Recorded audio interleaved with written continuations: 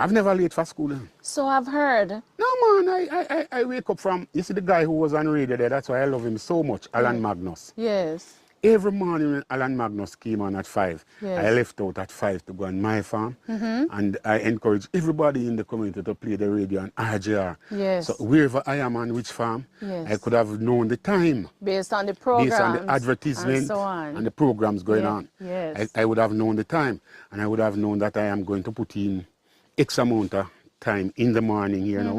And when I hear a certain advertisement, I know I must move now because that's so much time and I must come home, Yes. have some breakfast and head to school. Yes. And trust me, that's what I did. And I said, look, when you guys see me come here, you know, I'm coming from work to another work. Yes. So I don't come here to waste time on ramp and plane. So anybody Yes. in the ramp and plane business, stay home. Yes.